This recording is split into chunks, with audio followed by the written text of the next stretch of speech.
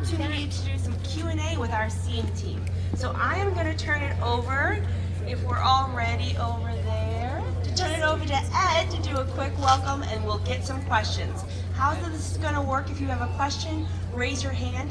Vicki over there or myself will run to you and get your question from there. All right? Kick us off. Hello everybody, can you hear us okay over here? We've got our speaker set up on this side, so if you're having a hard time hearing, let us know. I'll try and talk as loud as I can. Well, we thank everybody for coming down to Scranton to see this once in a very long while opportunity with the 4012 and the 4014. The number 13 and the number 15 locomotives built by Schenectady Locomotive Works. And we also want to take a moment and thank all of those who make this work behind the scenes. I'd like to start out with our colleagues over here. We've got Josh Chrisman in the blue hat with the star, and they spent days getting a lot of this set up, and we really appreciate all the good work that they do. Those are also the team that take care of the passenger cars that we have over here. We have a beautiful fleet of restored and beautifully maintained passenger cars that travel with the 4014 on occasion, and they're used for a whole variety of business purposes. That's why they're called business cars. So they're really special fleet that we have. We're very proud of the cars. We're very proud of those men and women that are maintaining those. We also have, I don't know if she's around here, but our big boss, Maureen, she's in charge of the whole thing. We also have our police contingent, Terrell Vandergriff. He's our police captain, and he has a contingent of agents that travel with us and interact and interface with local law enforcement, NS police, and CSX police. So this is a really big operation. Take lots and lots of people to make this work. So thank you everybody for helping us get this done. Thank you, Terrell. Thank you, Josh, Maureen, everybody.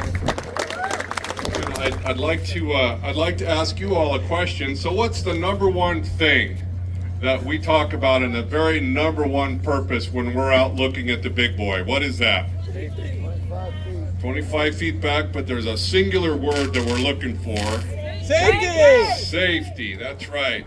We want to remind everybody, I know nobody in this crowd is guilty of being too close to the track. I see a couple of big lenses there. I know sometimes the guys with big lenses stand in the middle of the track. I'm not trying to call anybody out here, but we do not want anybody standing on the track at any time ever. And please never take a selfie. Never turn your back in front of a moving train. Do not take Christmas card photographs of your family. Do not take wedding pictures. None of that. We've seen it all. Please do not take that anywhere closer than 25 feet. So thank you very much for staying back 25 feet. Thank you, Karen. All right, our first question. Ed, what are you wearing and what's it for? Well, Cole and I, this is, let me start. Forgive me for not introducing everyone here. We've got Tracy, Murray, and Craig, and we've got Brent Malota. We have an intern. Vicky. Hi, Vicky. Nice to meet you. Tracy and Craig keep the lights on and keep the power running in the train over there. You can hear that big rumbling in the background. That's a diesel engine that runs 24/7 the entire time we're gone. And those are the guys that keep it running, keep it fueled, keep it monitored, keep the lights, all kinds of technical details on the train that they handle. We're very happy to have them helping us. And I've got a couple members of what we call the home guard team. We're the guys that will stay with the train the whole time. Cole Lewis, newest member of the steam crew, machinist. He's wearing the white suit. We're doing some inspections underneath the locomotive. And we have John Stravino, boilermaker, Bruce Kirk, retired machinist par excellence, and Ted Schulte, locomotive fireman. So thank you, guys.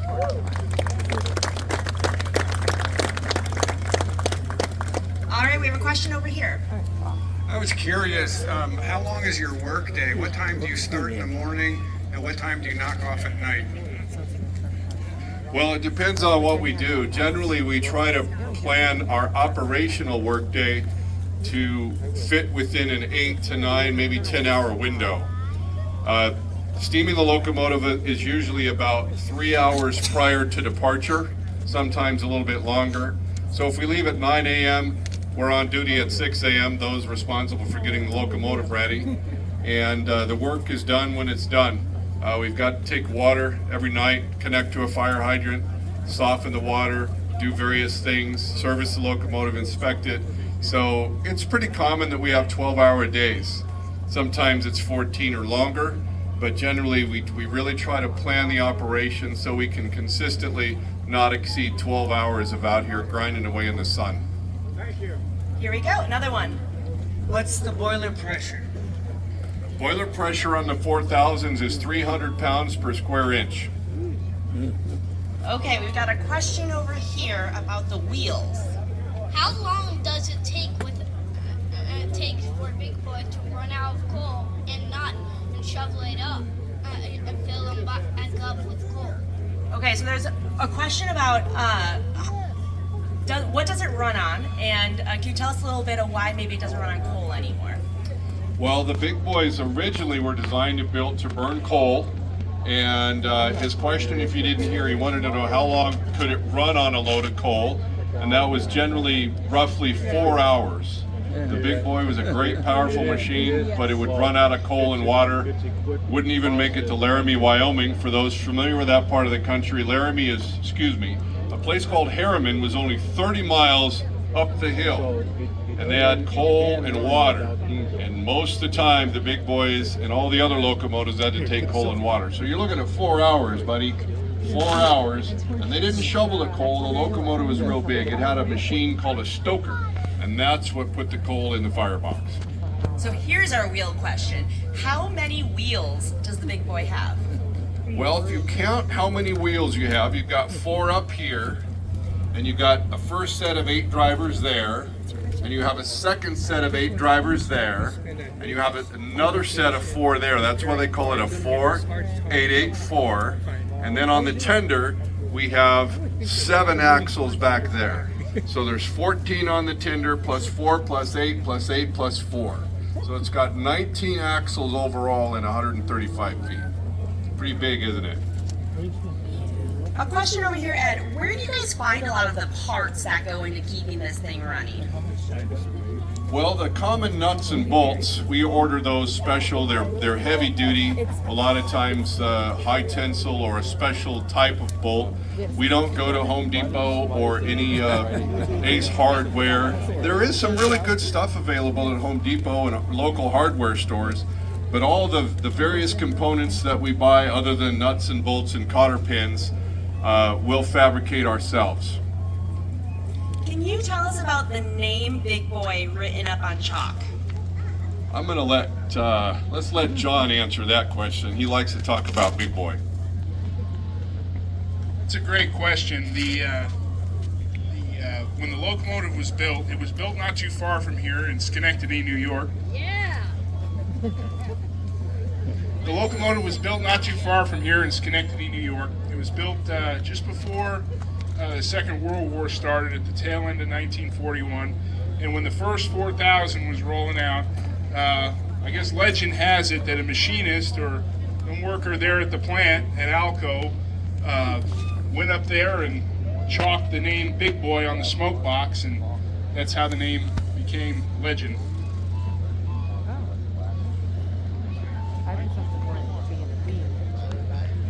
So there's a question over here about what are the tenders behind the Big Boy? The tenders behind the Big Boy, so what we call the primary tender is our main fuel and water.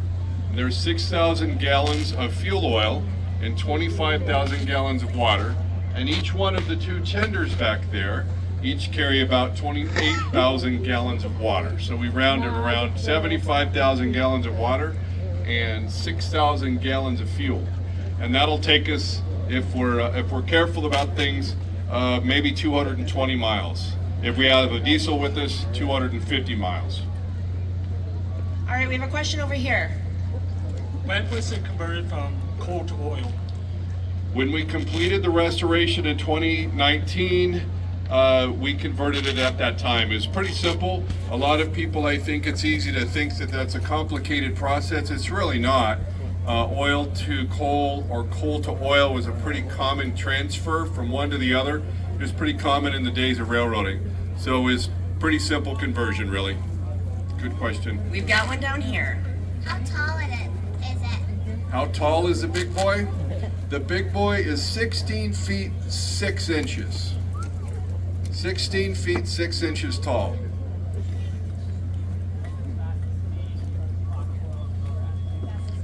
The fastest speed that I've personally run this is 62 miles an hour.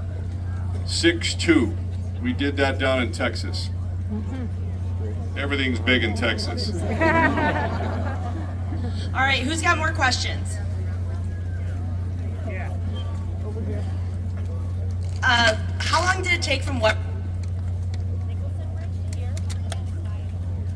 How long did it take from here? Oh, gosh. Probably not even 45 minutes. It's not that far from here.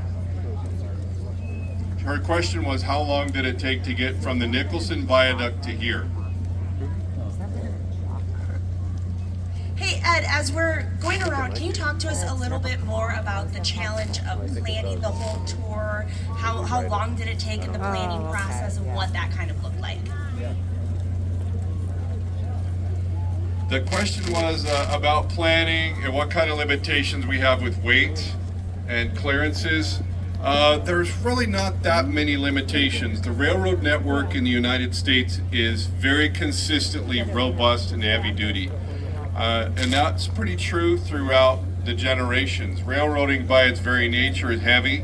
The rail cars and the interoperability of the railroads are fairly consistent. I enjoy the planning pieces of it.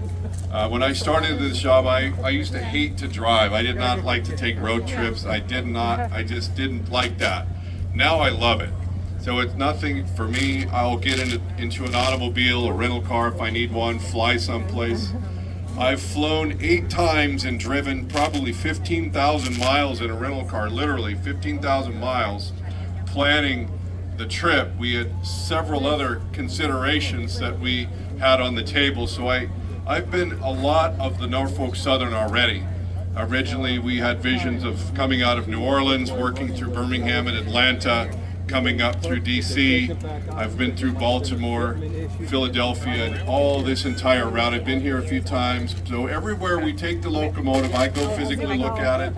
I look at all the track and all the switches and the railroad ties and all of that detail to make sure that we can take the locomotive where it needs to go. Right up here around this little tower right there is called Bridge 60. Around is a left-hand curve, and that curve's a little bit sharp. Big boy obviously made it through there, and will make it through on the way out. But because of the nature and the size of the locomotive, there is just extra considerations, and the responsibility of getting it from point A to point B falls on with us. So we want to make sure and dot all the I's and cross all the T's. So we don't leave any stone unturned.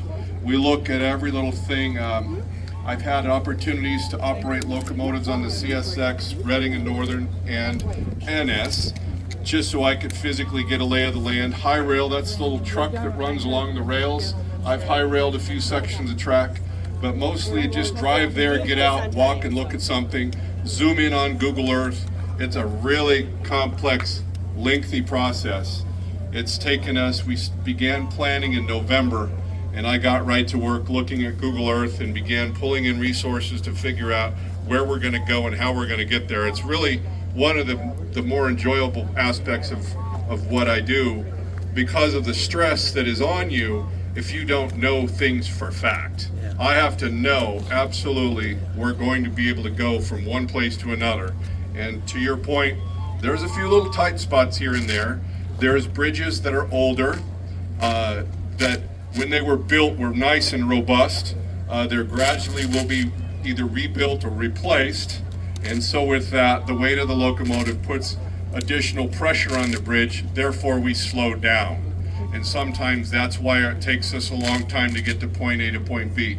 We've got various bridge structures along the way that we slow down for. So it's a huge chess game puzzle. It's kind of fun. We appreciate all of your questions. We've got time for a couple more. Here's one.